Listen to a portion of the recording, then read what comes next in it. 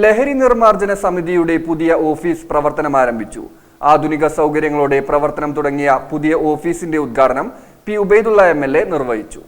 ലഹരി നിർമ്മാർജ്ജന സമിതിയുടെ ജില്ലയിലെ പ്രവർത്തനം വിപുലമാക്കുന്നതിന്റെ ഭാഗമായി ആധുനിക സൗകര്യങ്ങളോടെ പുതിയ ഓഫീസ് പ്രവർത്തനം തുടങ്ങി. മലപ്പുറം മഞ്ചേരി റോഡിൽ പ്രസ് ക്ലബിന് സമീപമാണ് ഓഫീസ് പ്രവർത്തനം ആരംഭിച്ചത്. പുതിയ ഓഫീസിന്റെ ഉദ്ഘാടനം പി ഉബൈദുള്ള MLA നിർവഹിച്ചു. വ്യാപിച്ചു വന്ന ഘട്ടത്തിലാണ് 15 വർഷം മുമ്പ് ലഹരി നിർമ്മാർജ്ജന സമിതി എന്ന സംഘടനയ്ക്ക് രൂപം നൽകി.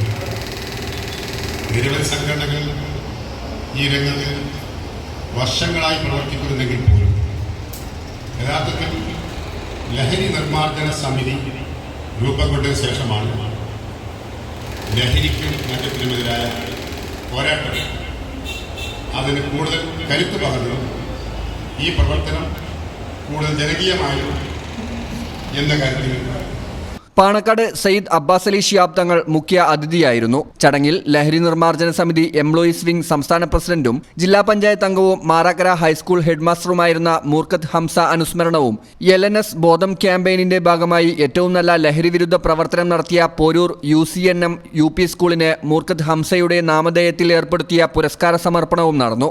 ചടങ്ങിൽ LNS ഈസ്റ്റ് ജില്ലാ കമ്മിറ്റി പ്രസിഡന്റ് സയ്യിദ് ഫസൽ ജിഫ്രി തങ്ങൾ അധ്യക്ഷത വഹിച്ചു.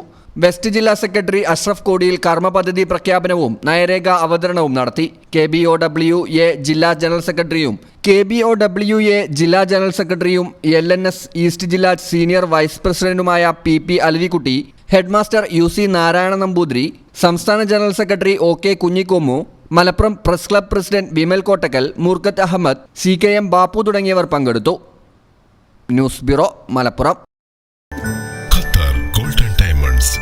കാലിക്കറ്റ് റോഡ്, വളാഞ്ചേരി.